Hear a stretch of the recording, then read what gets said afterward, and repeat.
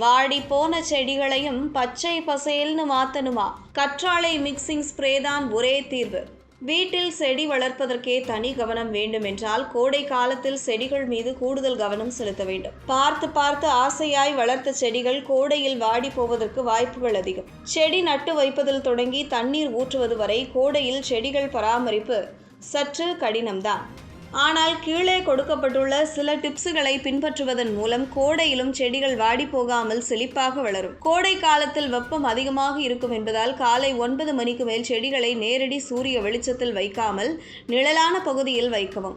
மாடி தோட்டமாக இருந்தால் பச்சை நிற பந்தல் போடலாம். இதற்கு அதிகம் செலவாகும் என நினைப்பவர்கள் காட்டன் சேலைகள் அல்லது வேஷ்டிகளை 4 திசைகளிலும் கட்டிவிடலாம். வெயில் காலத்தில் செடி வாடி போகாமல் இருக்க மண்ணில் ஈரப்பதத்தை தக்க வைக்க வேண்டும். இதற்கு காலை மற்றும் மாலை என 2 வேளைகளிலும் தண்ணீர் ஊற்றுங்கள்.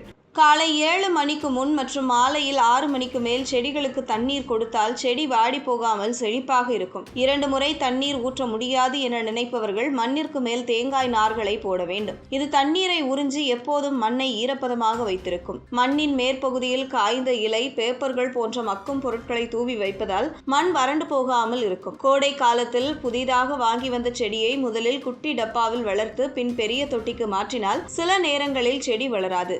எனவே இந்த முறையை கோடை காலத்தில் தவிர்ப்பது நல்லது. செடியில் இருக்கக்கூடிய பழுத்த இலைகள், காய்ந்த சருகுகள் போன்றவற்றை கண்டிப்பாக நீக்கவும். இப்படி செய்வதால் மற்ற இலைகளுக்கு ஊட்டச்சத்துக்கள் செல்லும். செடிகளில் ஊட்டச்சத்து இழப்பு ஏற்படுவது தவிர்க்கப்படும். பெரிய செடிகளுக்கு கீழ் சின்ன சின்ன பூச்செடிகள் போன்றவற்றை வைக்கலாம். இப்படி செய்யும் போது செடிகளுக்கு நிழல் கிடைத்து வாடி போகாமல் இருக்கும். கோடை காலத்தில் செடியின் இலைகளில் ஈரப்பதம் இல்லாமல் வறண்டும் கருகி போகும் என்பதால் அவற்றை தடுக்க இலைகள் மீது தண்ணீர் ஸ்ப்ரே செய்ய வேண்டும். இல்லையென்றால் கற்றாழை ஜெல்லை அரைத்து இலைகளில் தெளித்து வருவதாலும் இந்த பிரச்சனை நீங்கும். தொட்டிகளில் மண்புழு உரம் சேர்க்க வேண்டும். இதனை சேர்ப்பதால் மண்ணின் நீர் பிடிப்பு தன்மை அதிகரிக்கும் மற்றும் மண்ணின் வெப்பநிலையை சமமாக வைக்கும். அதனுடன் வேர் காயாமல் ஈரப்பதத்துடன் இருப்பதால் செடிகளும் வாடி போகாமல் இருக்கும். கோடையில் செடிகளில் பூச்சி அதிகமாக இருக்கும். அதனால் பூச்சி மருந்துகளை செடிகளில் தெளித்து விட வேண்டும். அதுவும் மாலை 6 மணிக்கு மேல் தான் தெளித்து விட வேண்டும். செடிகளுக்கு செயற்கை உரம் கொடுப்பதாக இருந்தால் மாலை நேரத்தில் தான் கொடுக்க வேண்டும். இயற்கை உரம் எந்த நேரத்தில் வேண்டுமென்றாலும் கொடுக்கலாம்.